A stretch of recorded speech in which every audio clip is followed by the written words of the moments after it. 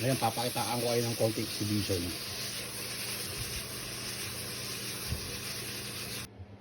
Luto tayo ng mabilisan. Ito, meron tayo ditong sayote, napakadami. Bawang, sibuyas. Pero bago yon, i-bless muna natin kung mainit na yung lutuan natin. Yan, mainit na. Lutuin muna natin yung giniling. Yan, giniling. Teka, bago ko makalimutan, inom muna tayo ng gamot. Alas 7 na. Tayo. Yan. Neural. Kalat-kalat na, oh. Galing ko minom, no? Sobrang sanay ko, hindi na ako magkakamali dito. Tapos, inom tayo ng Sense. Ayan. So, inumin natin. Tubig. Tubig.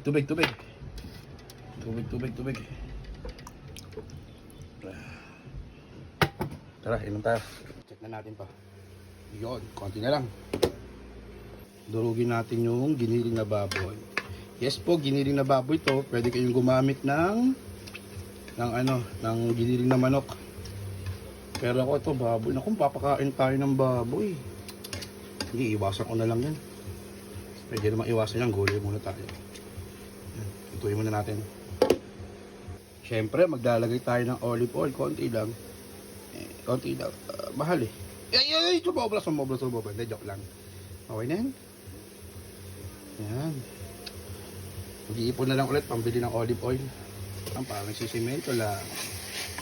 Natin maluto. Papakrispy natin ito. Late na yung dinner namin. Ngayon pala ako magluluto.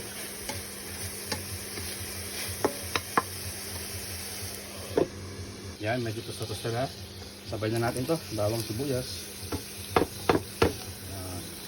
Sumutin ko lang. Kaya na rin tayo ng paminta.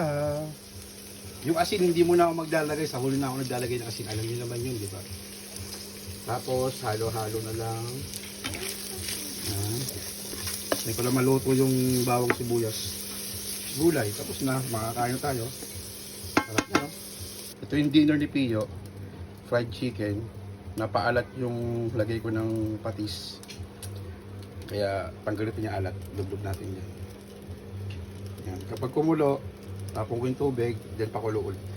Yan, kita nyo yan. Yung kulay na yan. Natanggal natin yung alat. Tapos, tatapon yung tubig, isang pakulo ulit. For sure, matabang na yan.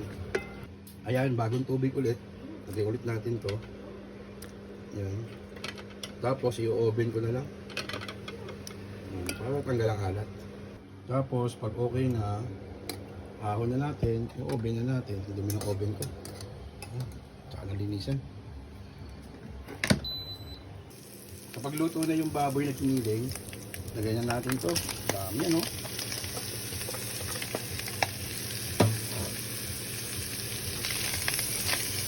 Okay, ganyan. Bigyan tayong tubig mamaya. Ngayon, papakitaan ko kayo ng konting exhibition.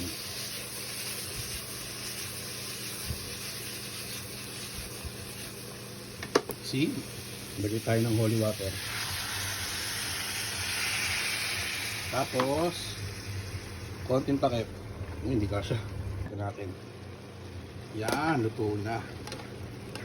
Luto na yan, tikman natin. Wala pa itong asin, ha. Walang kasing tabang. Sarap. Ito mga gusto ko. Gulay, matabang. Kaya kayo, pwede kayo maglagay ng asin. Nasa inyo na yun. Pero ako, I suggest, maglagay kayo konti lang. Or wag na. Malasa rin yun. Tsaka na kayo bumawi sa asin. Basta gulay, kahit matabang, walang problema. Sanayin yung sarili nyo sa matabang. Para yung mga nakatira sa inyo, basahan na rin sa matabang na pagkain. At magugulat kayo pag nagluto kayo at pinatikim nyo sa mga kaibigan nyo, kamag-anak nyo, magugulat sila, ba't ang tabang ng luto mo? Pero sa'yo parang maalat na. Yun lang, hapok lang to, luto na. Tara, kaya tayo. Yan po.